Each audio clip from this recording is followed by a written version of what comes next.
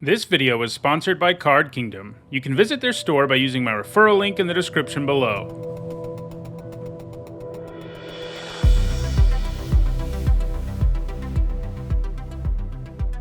Hi everyone, I'm Nizzanotes, and today is Saturday, and that means it's time for another edition of Nizzanotes, my weekly vlog series on limited magic. And it's almost time for a new limited format with Alchemy Horizons Baldurs Gate, the next one that's going to be on Magic Arena. It'll be on Magic Arena on July 7th, and it's going to be like a normal release on Arena. It's going to have a set mastery. It's going to have a limited format as like the main limited format you can play in Premier, Best of 1, or Best of 3. So it's just going to feel like sort of a normal release, except it's an Alchemy set. And in this video, I'm going to talk about, some of the early stuff we know about the set. I'm recording this video, earlier in the week than you're seeing it on Thursday. So as I'm recording it, things may have changed by Saturday when this video goes up.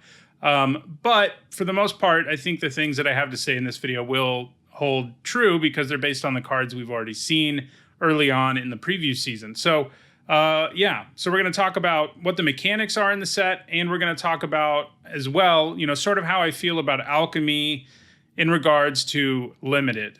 So to start with, there are some important dates to remember. I'm actually going to be revealing a preview card here on the channel on June 28th for Alchemy Horizons Baldurs Gate. My set review for this new set will be on June 29th. I'm not exactly sure, it depends on how much of this set is reprints, more on what this set will consist of in a second, but it may be a shorter review than I normally do, but there will be a limited review for this format to get you ready for it. I'll also be playing in the early access event on July 5th, and then, like I said already, it'll be officially released on Magic Arena on July 7th. So thanks to Wizards for the preview card, as well as inviting me to the early access event. Get to check out this format early. So that brings us to the next thing. What will this set have in it exactly? So it is connected to Commander Legends Baldurs Gate, and there are some percentage of cards in the set that are just completely reprinted cards from that set, like Ancient Brass Dragon, and probably the rest of that cycle are in this set. Obviously, Commander Legends Baldurs Gate is kind of a different thing because it's like Commander Draft, which will not be what this format is, for example. And it's usually played in multiplayer, which this also won't be. So some of these cards are going to be reworked completely. Some of them are not going to be in the set at all. And some of them will just be appearing exactly how they did in Commander Legends Baldurs Gate. But the setting is the same. We're still talking about Baldurs Gate and Dungeons and Dragons and all of that here. So some of the cards are going to be from that set. However, there's also going to be cards reprinted from Forgotten Realms, like Faraday's Fireball we know is in the set. And some of those are also going to be reworked. Like there's going to be a more powerful version of Sepulchre Ghoul that starts out as a 2/2 instead of a 2/1. That's something they revealed to us, and that card was already really good in that limited format. So, that's a pretty nice upgrade. And then there's also going to be completely arena exclusive cards that use mechanics that only work in a digital space. And so those are the kind of things that are going to be in the set from all of these different eclectic places. First, let's talk about returning mechanics. Already mentioned Faraday's Fireball. That means D20s are back. That basically means nothing, when you're playing on Arena. It means something, but you don't actually have to do anything extra. It'll just do an extra effect based on whatever, random number is generated when you roll the 20-sided die. Faraday's Fireball gets better the higher number you roll, and that's generally how most of them are. So Faraday's Fireball and other D20 cards, we saw the Dragon, for example, that uses the D20. Those are going to be in the set. Adventure is also coming back in this set. That's something that came back in Commander Legends Baldurs Gate, and they're bringing it back in this version too. And Monster Manual is a card from Commander Legends Baldurs Gate. They changed it slightly for Arena. I think the main difference is that you can only use the ability at sorcery speed, but it's the same card more or less. And so if you haven't played with Adventures before, you weren't around for Eldraine, it's a pretty cool mechanic. It basically gives your card two effects. If you cast the adventure side of a card first, which in this case is called Zoological Study, it's a sorcery, or some of them are instants, but their sorceries are instants, and you can cast them as spells. And then you get that effect, which in this case is mill 5 cards, and in return a creature card milled this way to your hand. then that card goes to exile, and if you've already played it as an adventure, you can then just cast it the normal way. So then you can play Monster Manual for 4 mana. These get really powerful when they're attached to creatures or cards that give you full cards worth of value. This is the one example that's available like while I'm recording this video, and it's not a very good card for limited overall. Neither side is efficient at all. Cheating a creature into play like that usually isn't very good. So this isn't a card you're going to see that much in limited. There just won't be enough you can do with it in like 99% of your decks. If there's like a really big graveyard theme, maybe it improves a little, but it just seems really clunky to me. But it does serve as a good example of how adventures work in general, and we'll be seeing them in this format. And a lot of them give you 2 real cards worth of value. This one does not, and that's kind of why it's lacking in terms of being played in limited. It's not clear, as I'm recording this, for sure if Venture into the Dungeon is going to be a mechanic. I would guess it will be. You know, we'll see that mechanic, and maybe I'll talk about it in a later video if it shows up in the set. But it's fairly straightforward compared to these. So now let's look at another card that's a returning mechanic, but it also introduces us to a returning alchemy mechanic, and that is Gate of the Black Dragon. So there are gates in this set. The gate subtype for a land gives you some sort of bonuses on some cards. That's really all it means. But so the gates are back, and you're going to have gate payoffs like we saw in the Ravnica sets from a few years back. And, you know, the ones several years before that as well from Ravnica. Now we're seeing them here. Set's called Baldur's Gate, makes sense.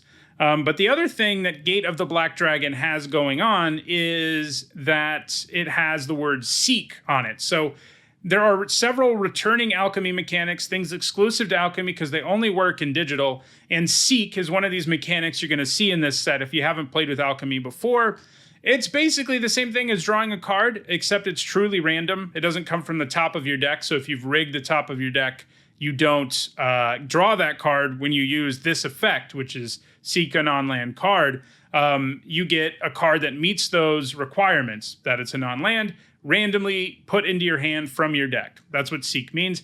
And I think this whole cycle is going to be pretty cool because they all are... You know, they do enter tapped, which is a bummer, but they all seem to generate a whole card worth of value at some point. And having a land that can do that and be a nice mana sink in the late game is nice. I always love non-basic lands that give you some extra bonuses, and then there's going to be gate upside too. So I think Gate of the Black Dragon looks pretty interesting. You're also going to see the word perpetually on some cards in this set, like Mace of Disruption. This is another digital-only mechanic, and what it means is this card maintains this modified state, whatever's given to it, quote-unquote perpetually, no matter where it goes for the rest of the game. If it gets bounced back to your hand, shuffled into your deck, put into your graveyard, the perpetually part sticks around, and it never leaves, hence perpetual.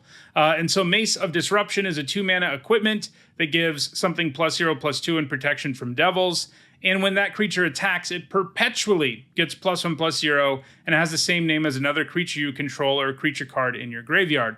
So in other words, this equipment... It's sort of like a +1/+0 counter, but it's even better, you know, when your creature attacks because it sticks around. The initial boost here isn't great, but it does kind of give +1/+2 right away. And 2 to play and 1 to equip seems like a solid common to me overall. The whole like change its name thing is interesting, and whether I would assume that's actually going to matter in one way or another, like with some collect them all cards or something in the format. But maybe it doesn't mean anything in this actual limited format, and this is here for EDH or something. But either way, the Mace looks like a solid common to me, gives a real boost, and that boost stays around no matter what happens to that creature for the rest of the game. So 2 more returning digital-only mechanics that don't actually have cards previewed yet, but I think it's safe to assume will be in the set. One of them is Spellbook, and I'm showing you a card from New Capenna Alchemy here. This creature lets you sack 2 artifacts to draft a card from its spellbook. Generally, these spellbooks consist of like 12 to 15 cards, and you see 3 random ones, and you pick one of them. So it is an effect that will net you a card, usually a decent or better card, and you get to choose sort of situationally between 3 of them what you're going to get. So another effect that's sort of random, you know, that you can't do in paper exactly, and that's how spellbooks work. And then the last one is Conjure. Conjure is actually part of one of the exclusive mechanics for this set. but it's not actually in the reminder text. So I wanted to show you a card that says conjure on it already. And you have Clone Crafter here. Again, it's not from this set, but it does have the mechanic that we're talking about. And so when you conjure something, you get a sort of fake, I guess, copy of the card. You know, it's a copy, in this case, of a random creature card from your opponent's library. So that card, you know, in paper, you can't physically take that card and also leave that card in your opponent's library. Well, in this case, when you conjure, you can, because you get a copy of that card in your hand that isn't a real card, you know, if that makes sense. You treat it as a real card in every way, but it is not an actual card in the sense that, you know, the one copy that you copied is still in your opponent's deck, if that makes sense. So that's how conjure works. You get these special copies of cards, but suffice it to say, it makes copies of things that are in your deck, and they can end up in any game zone, really.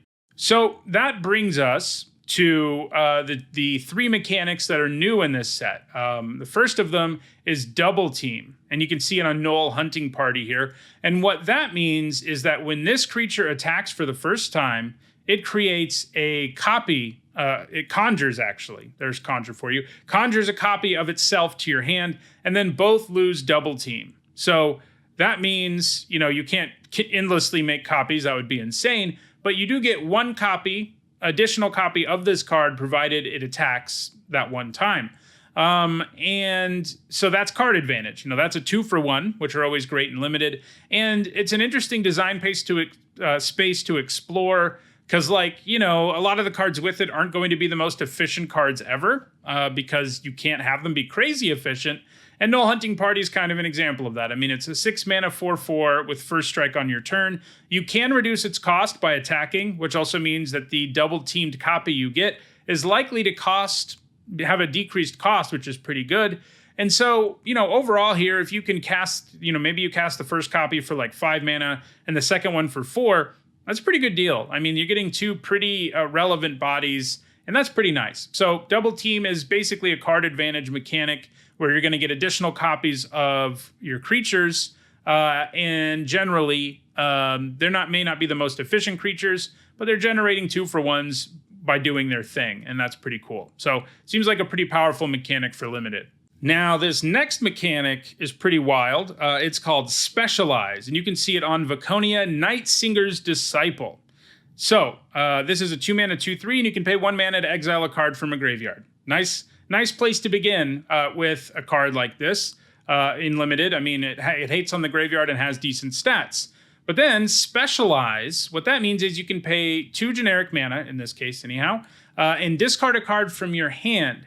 And then, depending on what color or land you discard, so say you discard a plains or a white card, then Viconia becomes Viconia Disciple of Rebirth. And then it becomes this 3/4. And when it becomes specialized, in this case becomes Viconia Disciple of Rebirth, you get a whole bunch of stuff. One of the cards you exiled, you get to conjure a copy of it into your hand. That duplicate also perpetually gains something, so you're seeing all these mechanics come together here. And in this case, you may spend mana as though it were mana of any color to cast this spell. If it has a mana value 3 or less, you may put it onto the battlefield. So that's insane. You know, it's going to be interesting because the power level in this set is higher than usual, but like paying 2, discarding a card, and then getting a better creature, and then also generating this other card worth of value, whether it's a free cheap creature or a card that you can spend mana of any color on and cast at some point. Either way, you're getting a great deal. And that's when you discard a plains or a white card. And then for the other colors, you can do the same thing.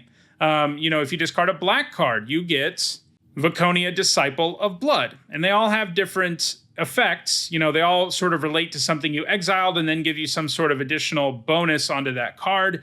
If you discard a red card, you get Viconia Disciple of Violence. And if you discard a green card, you get Viconia Disciple of Strength. So this is a very powerful card. It'll slot into any black deck because no matter which thing it's transforming into, they're all really strong. They all give you serious value, you know, over the course of the game.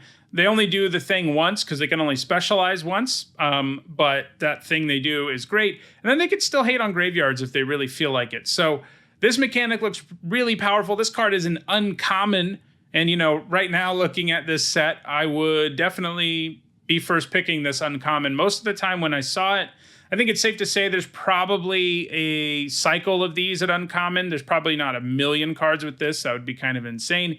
But there's probably a cycle of uncommons with specialize that are all monocolored that can turn into all of these other legends that are, either monocolored still or two colors. And then they have some hugely powerful effect like Viconia here. So this mechanic looks really cool. I do think it's a little convoluted, if I'm being honest, and a little complicated. But I guess this sort of alchemy release isn't really intended for your typical limited player, and it's intended more for experienced ones. But I do think it looks cool. I'm interested to see how it plays. I don't think it's quite as intuitive or straightforward as Double Team was, but looks like it could be fun. And then the last of these new mechanics isn't one that we're just going to see on this set. And it's something we've already seen. They're just keywording it, basically. And that is boon. So you have Arcane Archery here, which is a combat trick. A 3-mana +3/+3 reach and trample combat trick. Not something I'm normally super excited about. That's a lot of mana to risk getting 2 for 1. But it does give a big boost. And it does do a good job of just running over creatures. The reach side could allow you to use it defensively, though that's not ideal. But this does more than that, because also when you cast your next creature spell, that creature enters the battlefield with an additional +1/+1 counter, reach counter, and trample counter. So that's almost a whole other card worth the value you get out of this trick, first of all. Second of all, it uses the word boon to describe that effect. And this is something we've already seen. If you cast a spell on Arena and it's a spell that has some sort of temporary effect that will trigger once, you get like a little symbol of it, to the left of your playboard. And that's what this is. They've just named it a boon, So this isn't a new mechanic. It's just a keyworded one. So don't get confused when you see boon on cards in this set. But yeah, I think this looks like a pretty nice combat trick. It's probably still not much more than a solid common just because of the risk inherent with it and the cost. But, in a pretty aggressive deck, this is a pretty nice card. So those are the new mechanics. Those are the things we're going to see in the set. Those are some important dates. I want to conclude this by talking about how do I feel about Alchemy from a limited perspective. So I know that there's a lot of hate for the Alchemy format, especially in terms of constructed, and I can understand it to a large extent because, it's these digital-only cards that you can't put in your real-life decks in a constructed deck, and that's kind of weird, that they're having these special digital only cards and you can't run them in paper, obviously, because they're digital only. And we have that same problem here to some extent, but I do think like the mind of a limited player is already so, you're already thinking mostly about cards with one another in one specific format anyway, that it's not that much of a stretch to play Alchemy. It's not as much of a stretch for these digital only cards for a limited player who really only intends on playing limited anyway, and who just sees these as a different kinds of mechanics that are possible on digital. And that's kind of how I see it too. For limited, I think it's definitely worth the experiment. I think, especially Double Team, I think is a really cool mechanic. And I like what they can do with Perpetually and Seek. I like what they can do with all of these things. And I'm excited to try it out in a big limited format. We had briefly had the Capenna Alchemy, but that was like 30 cards. This is going to be a lot more, a whole format of Alchemy. And not every card in the set will have digital only effects, but many of them will. And it's going to be interesting to see how it plays out. I'm not ready to say, this is going to knock it out of the park and then Alchemy and limited is going to be great and forever. But I am willing to say I'm willing to give it a shot. I think because it's limited and I mostly only play limited anyway, and I'm really only interested in, what the mechanics are in a set, how I can use them, what the synergies are.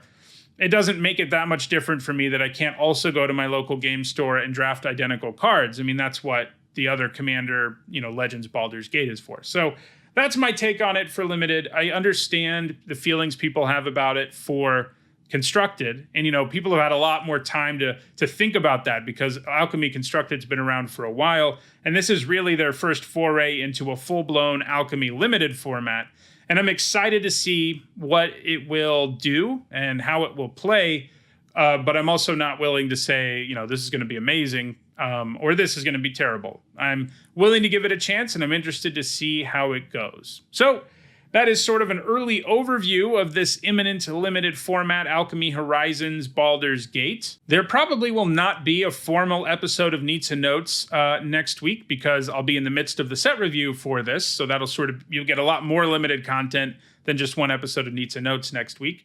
But the week after that, I'll probably, have played the format a bunch, and we can really do a deep dive on Alchemy for limited and how I feel about it and stuff like that. So if you enjoyed this video, don't forget to like it and share it so that others can enjoy it too. If you want to make sure you catch future videos, don't forget to subscribe. If you want to catch up on the 40 plus other episodes of Nizzanotes, you should see a playlist on your screen shortly. And if you want to support the channel, you can do that a whole bunch of ways. You can become a channel member. You can become a patron. You can buy some merch. I've got shirts and mugs right now in my store. And you can find all those things in the description. Thanks for watching.